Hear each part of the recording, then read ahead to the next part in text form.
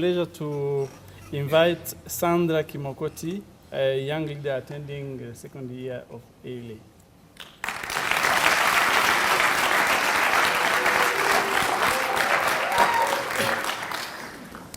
Our guests, faculty, members of staff, fellow students, good afternoon. I just want you to take a moment and picture yourself as a package wrapped in a box.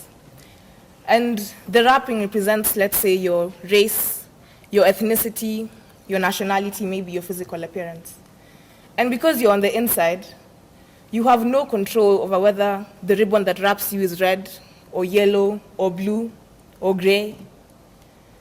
And naturally, when you receive a package, you'd be more concerned with what is inside than the wrapping. I want to draw you to a situation where the wrapping prevailed over the content. So in 1994, Mr. Miko found himself forced to flee from Zaire because the president had ordered that all Tutsis were to leave the country or face the death penalty.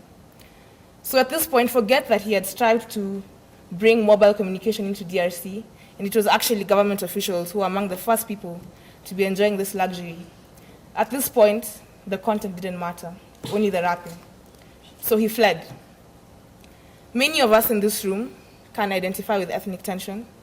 Some of us here have had to flee for our lives, at times waiting longer in a queue because of your ethnicity, maybe at one time not being able to cross to one region of your country because you are unacceptable in that area.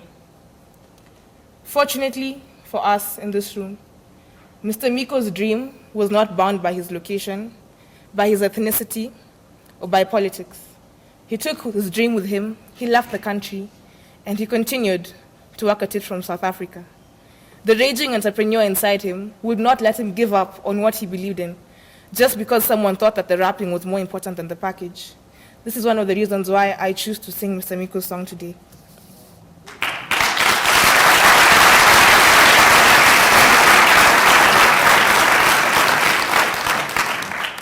It is important that we learn to bless things in our pain, and we learn to bless them even if it is in silence. Especially today, because in this era, one man's strife has turned into the wonders of the earth. Mr. Miko's battle for his dream, his race for his life, and his persistence for Africans has enabled our motherland to rise so tremendously out of a pit where people were wallowing in silence, and the world just took pity on us and said, it's so difficult to invest in Africa. Today, I can call my mom when I feel homesick. You can call Mr. Peter when you're at the airport, or when you just had to get that burger at the mall and the bus left you. It is important that we don't let these miracles of the past slip into darkness by forgetting our privileges. Mr. Miko devoted his whole life to a dream that has revolutionized our continent, and we cannot thank him personally today, but we can bless him in our pain, and we can bless him even if it is in silence.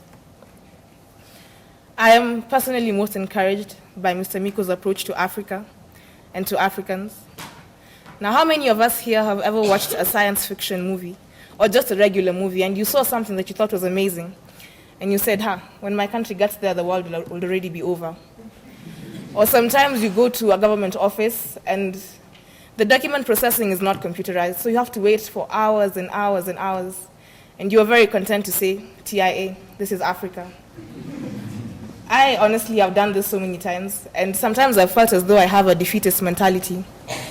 But I realized it's important to distinguish between the Africa facing us today, the Africa that we want to see and we want to create. Mr. Miko saw the Africa that he was facing, and he also saw what he wanted to see, and he went ahead and created it. I believe that being able to distinguish between what is and what could be is what pushed Mr. Miko so hard to fight for what we have today. Not only did he do this, but he believed in Africans to do it for themselves. At a time when most multinational companies were being headed by expatriates, Mr. Miko did bring in expatriates, yes, but only to train the local people how to run those companies, and then they moved on from one country to another, imparting knowledge and then leaving. Mr. Miko saw an Africa spearheaded by Africans, and he fought for it not politically, but through the corporate decisions that he made. He was, as we say, a man of the people. He believed in the capability of Africans to take charge of their own development. He pursued and achieved his goals, despite he himself being pursued by ethnic tensions. And he paved the way for you and me today to live a much easier life. To be nothing short of a disgrace if we fail to bless him in our pain, if we fail to bless him, even if it is in silence. One of our first-year students recently gave me some advice, and she told me, when people sit, you stand. When they stand, you become outstanding. When they become outstanding, you become the standard measure. And for us